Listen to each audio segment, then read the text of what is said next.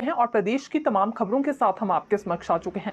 कई latest updates आज इस बुलेटिन में हम आपके साथ साझा करने वाले हैं। देखिए, विशेष तौर से क्रिप्टो करेंसी घोटाले में बड़ी अपडेट निकलकर सामने आई है। लगभग पुलिस की ओर से जो एसआईटी का गठन किया गया था, एसआईटी की टीम ने 35 जगहों पर छापे मारे हैं, लेकिन छापेमारी में फिलहाल पुलिस के हाथ क्या कुछ लगा है, ये बारीकी से हम आपको जानकारी देने वाले हैं। बड़ी अपडेट क्योंकि कहना चाहेंगे निकलकर सामने आई है। हिमाचल प्रदेश में बड़ी संख्या ऐसी सामने आई है जिनके साथ ठगी हुई है, एक तरह से जो ठगी का शिकार हो गए हैं इसी घोटाले में, तो इसलिए ये खबर काफी ज्यादा महत्वपूर्ण हो जाती है। दूसरी बड़ी बात करना चाहेंगे चुनाव आचार संहिता से जुड़ी, क्योंकि पंचायतों में उपचुनाव होने हैं, जिसे लेकर आज से ही इन पंचायतों में आचार संहिता लागू हो चुकी है। ये कौन सी पंचायतें हैं और कितने पदों पर अभी चुनाव होने हैं, बिल्कुल ये जानकारी बारीकी से हम आपके साथ साझा करने वाले हैं। मुख्यमंत्री सुखविंदर सिंह सुक्खू का शेड्यूल एक बार फिर बदला है और अभी देखिए सभी जिलों के डीसी और एसपी के साथ एक बैठक बुलाई गई थी जिसे पोस्टपोन करना पड़ा है। आखिरकार बड़ा कारण क्या है, क्यों यहां पर तिथि एक बार फिर बदलनी पड़ी है, इस बैठक को लेकर ये भी जानकारी देंगे। और इससे पहले सीएम सुक्खू कहां जा रहे हैं, यानी कि दौरा उनका कहां का कंफर्म हुआ है, ये भी अपडेट हम आपके साथ साझा करने वाले हैं। देखिए, एक और महत्वपूर्ण अपडेट आज निकलकर सामने आई है जिसमें बताया जा रहा है कि पाकिस्तान से हिमाचल प्रदेश में चिट्टा पहुंच रहा है। ये सप्लायर कौन है और बड़ी कामयाबी जो सोलन पुलिस के हाथ लगी है, बिल्कुल ये भी जानकारी हम आपके लिए लेकर आए हैं। लेकिन शुरुआत मौसम से करना चाहेंगे क्योंकि अगले 2 दिन तक मौसम खराब रहने वाला है। 9 और 10 अक्टूबर को भारी बारिश की बौछारें देखने के लिए मिल सकती हैं, विशेष तौर से मध्य पर्वतीय क्षेत्रों में ये अलर्ट जारी किया गया है मौसम विज्ञान केंद्र की ओर से। इसके बाद 11 अक्टूबर से मौसम साफ हो जाएगा, ये भी यहां पर पूर्व अनुमान जताया गया है। इसलिए ये काफी ज्यादा जरूरी है कि मध्य पर्वतीय क्षेत्रों में सावधानी बरती जाए, क्योंकि देखिए आज एक दफा फिर जिला किन्नौर में लैंडस्लाइड होने का मामला सामने आया है और ये किन्नौर के चौरा ढांग काटगर में जो छोटी सी टनल बनाई गई है, सुबह के समय यहाँ लैंडस्लाइड हो गया था जिस वजह से आवाजाही एक बार फिर वहां रुक गई है। हालांकि किन्नौर की अधिकतर सड़कों के हालात ऐसे ही बने हुए हैं जब से लेकर मानसून सीजन ने दस्तक दी थी, लेकिन बीते दिनों फिर थोड़ी राहत मिली थी और पर्यटकों ने बहुत मुश्किल से रुक करना शुरू किया था किन्नौर लाहौल स्पीति का। लेकिन इस बीच देखा जा सकता है कि एक बार फिर नेशनल हाईवे 5 बुरी तरह से प्रभावित हुआ है। हालांकि पीडब्ल्यूडी के अधिकारियों की ओर से ये कहा जा रहा है कि आज शाम तक ही ये जो मार्ग है बहाल कर लिया जाएगा। फिलहाल अभी देखा जा सकता है कि हिंदुस्तान और तिब्बत बॉर्डर को जोड़ने वाला जो नेशनल हाईवे है प्रभावित है और बीते दिनों भी इसी तरह की जानकारी सामने आई थी, लेकिन कोशिश ये की जा रही है वहां के प्रशासन की ओर से भी, पीडब्ल्यूडी की ओर से भी, कि ज्यादा समय तक सड़क मार्ग बंद ना रहे, क्योंकि पर्यटन बुरी तरह से प्रभावित हुआ है पहले भी, और अगर इस तरह के मामले फिर सामने आते हैं तो एक बार फिर ये पर्यटक घबरा जाएंगे। मुख्यमंत्री सुक्खू से जुड़ी भी अगर आपको जानकारी दे तो आज ये भी शोगी के आनंदपुर में गए थे। दरअसल वहां इन्होंने centre for science learning and creativity का उद्घाटन किया है, जहां इनका कहना था कि अब हिमाचल प्रदेश में साइंस विषय को बढ़ावा दिया जाएगा, आने वाले समय में बच्चों की रुचि इस विषय में बढ़ सके, इसलिए और भी इस तरह के सेंटर खोले जाएंगे।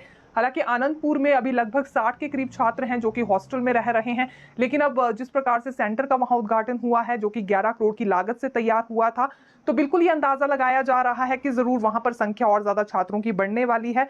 इतना ही नहीं, मुख्यमंत्री ने आज एक और ऐलान किया है कि जितने भी सरकारी स्कूल हैं वहां पर साइंस विषय को लेकर व्यवस्था और ज्यादा बढ़ाई जाएगी ताकि प्रोत्साहन बच्चों को मिल सके और जो भी बच्चे साइंस विषय में रुचि रखते हैं उन्हें भी सभी सुविधाएं हर स्कूल में मिल पाए। एचआरटीसी पर आना चाहेंगे क्योंकि एचआरटीसी प्रबंधन को कोर्ट जाने की धमकी दी गई है कर्मचारियों की ओर से। ये परिवहन तकनीकी कर्मचारी संगठन है जिनकी ओर से ये कहा जा रहा है कि श्रम कानूनों का पालन नहीं हो रहा है एचआरटीसी वर्कशॉप में। ये इन्होंने इसलिए कहा क्योंकि इनका मानना है वहां पर ना तो प्रॉपर टूल्स हैं और ना ही बाकी उपकरण हैं, जिस वजह से आधी अधूरी मरम्मत ही एचआरटीसी बसेस की हो पा रही है। यही एक बड़ा कारण है जो आए दिन एचआरटीसी बसेस के एक्सीडेंट्स हो रहे हैं। दूसरी बड़ी जानकारी इनकी ओर से ये दी गई है कि पहले लगभग 1900 एचआरटीसी बसेस के लिए 2291 पद स्वीकृत किए गए थे, लेकिन अब ये बसों का बेड़ा लगभग 3400 को क्रॉस कर चुका है। लेकिन यहाँ जो तकनीकी कर्मचारियों की संख्या है वो लगभग 1300 से 1400 के करीब ही है, तो कर्मचारियों की संख्या काफी ज्यादा कम है और बस इसका बेड़ा बढ़ता जा रहा है, जो कि इनके साथ अन्याय है, अतिरिक्त कार्यभार इन पर पड़ रहा है। इस वजह से अब ये कोर्ट का दरवाजा खटखटाएंगे, क्योंकि यहाँ श्रम कानूनों का पालन नहीं किया जा रहा है, उल्लंघना हो रही है। अगर तुरंत प्रभाव से नई भर्तियां नहीं होती है और प्रॉपर टूल्स इन्हें आवंटित नहीं किए जाते हैं तो ये रुकेंगे नहीं, बल्कि बड़ा आंदोलन भी करेंगे और कोर्ट का दरवाजा भी खटखटाएंगे। कुछ इस तरह की चेतावनी इनकी ओर से सामने आई है। जिला परिषद कैडर पर अब आना चाहेंगे, क्योंकि इन पर भी जल्दी ही अब एक्शन लिया जाएगा। एक्शन लेने की तैयारी एडीसी की ओर से की जा रही है। हाल ही में देखिए, हमने आपको ये जानकारी दी थी कि अभी इनकी ओर से आंदोलन किया जा रहा है। लगभग 8 दिन हो गए हैं पेन डाउन स्ट्राइक पर गए हुए इन्हें।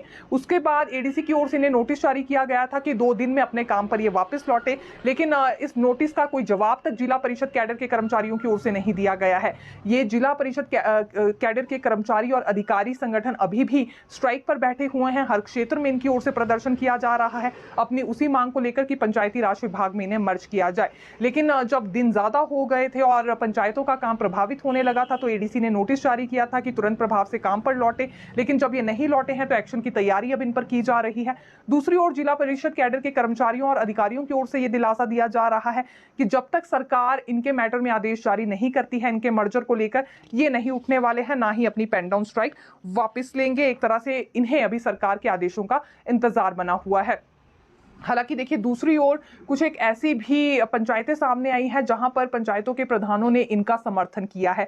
दरअसल ये बमसन का मामला बताया जा रहा है, जहां पर लगभग 2 दर्जन पंचायतों से प्रतिनिधि इनके समर्थन में उतरे हैं, इनके साथ प्रदर्शन में बैठे हैं। इसमें प्रधान है, उप प्रधान है और वार्ड सदस्य भी हैं। और तो और इन पंचायतों के प्रधानों की ओर से यही डिमांड रखी जा रही है कि जो मांग जिला परिषद कैडर के कर्मचारी कर रहे हैं वो बिल्कुल उचित है और उसे समय पर पूरा किया जाना चाहिए।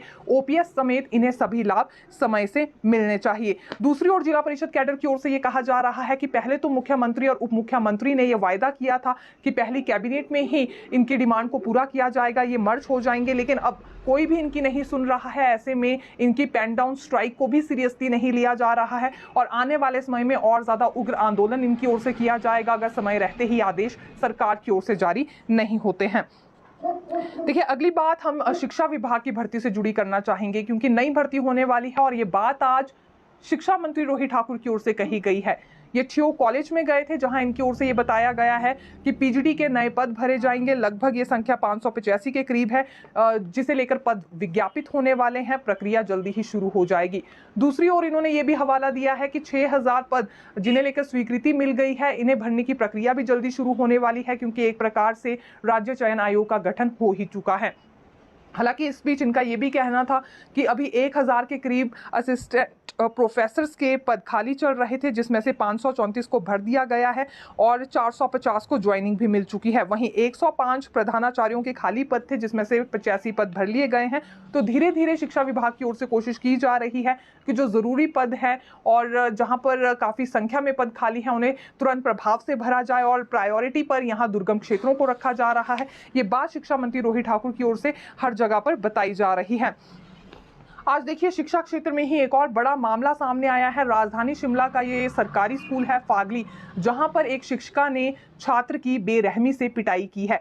छात्र महज 7 वर्ष का बताया जा रहा है, दूसरी कक्षा में पढ़ता था। छात्र का नाम मोहित है और बेरहमी से इसकी पिटाई की गई। दोनों कानों में गहरी चोट आई है। फिलहाल अस्पताल में इसका उपचार भी करवाया जा रहा है। फिलहाल छात्र के जो माता पिता है उनकी ओर से आरोप ये लगाया गया है कि ये पहली मर्तबा ऐसा नहीं हुआ है जब इस शिक्षिका ने इनके बेटे की पिटाई की हो, बल्कि इससे पहले भी कई बार की और इस बार तो बड़ी ही बेरहमी दिखाई गई है। और पिछले 4 महीने से अलग रूम में इस छात्र को बिठाया जा रहा था, इसे पढ़ाया भी नहीं जा रहा था। जब छात्र ने बातचीत की है मीडिया से, क्योंकि यहाँ पर वीडियो के जरिए छात्र ने अपनी बात कहनी चाहिए, है तो उसमें खुलकर छात्र की ओर से ये बताया जा रहा है कि महज ये खेल रहा था और उसके बाद ही इस तरह की सजा शिक्षिका ने इसे दी। इसके अलावा इसकी कोई भी गलती नहीं थी। लेकिन दूसरी ओर वर्जन यहाँ शिक्षिका की ओर से भी सामने आया है, जिसमें ये टीचर की ओर से माना जा रहा है कि महज इस फीमेल टीचर को बदनाम करने की कोशिश हो रही है। उसकी कोई गलती नहीं है, उसने कोई भी मारपीट छात्र के साथ नहीं की है। लेकिन यहाँ पर कुछ गहरे जख्म छात्र के कानों में जरूर देखने के लिए मिल रहे हैं और ये मांग अभी छात्र के माता पिता की ओर से उठाई जा रही है कि जल्दी ही इस महिला शिक्षक की ट्रांसफर की जाए और बड़ा एक्शन भी इस पर होना चाहिए। हालांकि अभी देखिए पूरी तरह से प्रतिबंध लगा दिया गया है स्कूलों में कि कोई भी मारपीट बच्चों के साथ ना की जाए। उसके बावजूद भी इस तरह की घटनाएं देखने के लिए मिल रही हैं और ये 7 वर्षीय छात्र है जिसकी ओर से फिलहाल बड़े आरोप लगाए जा रहे हैं। अब शास्त्रीय और भाषा अध्यापकों पर आना चाहेंगे क्योंकि इन्हें भी फिलहाल रेगुलर कर दिया गया है। 2 वर्ष का कॉन्ट्रैक्ट पीरियड इन शिक्षकों का पूरा हो गया था।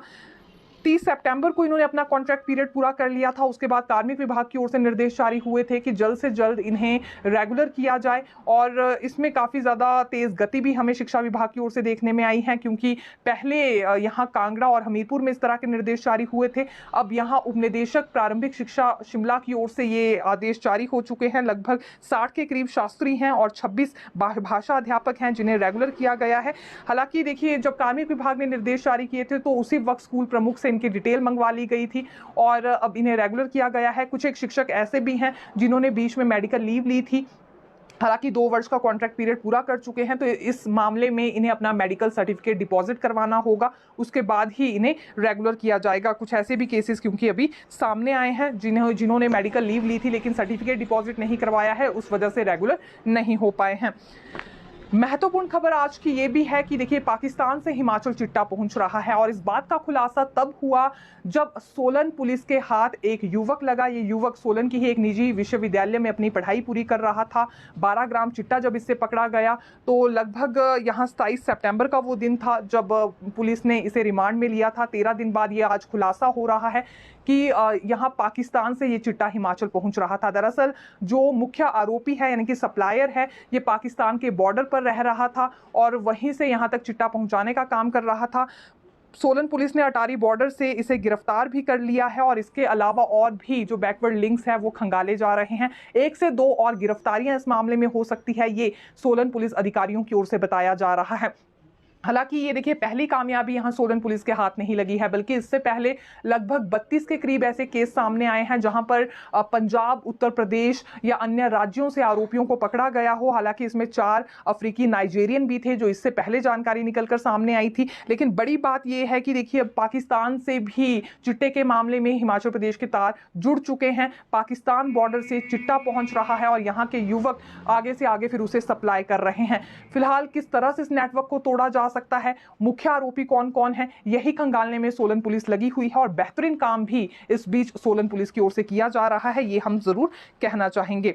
स्पेशल एजुकेटर्स देखिए पिछले कल भी हमारे 6 बजे के बुलेटिन में ये कमेंट कर रहे थे कि कब तक इन्हें मेडिकल लीव मिलेगी, तो आपको अपडेट दे देते हैं कि आदेश इसे लेकर लगभग यहाँ जारी हो चुके हैं। मेडिकल लीव की सुविधा इन्हें मिलेगी, बैठक में ये तय हो चुका है और केवल मेडिकल लीव ही नहीं बल्कि मानदेय भी इनका बढ़ाया जाएगा उच्च शिक्षा विभाग में भी और प्रारंभिक शिक्षा विभाग में भी। एसएमसी के तहत दरअसल ये स्पेशल एजुकेटर्स अपनी सेवाएं दे रहे हैं।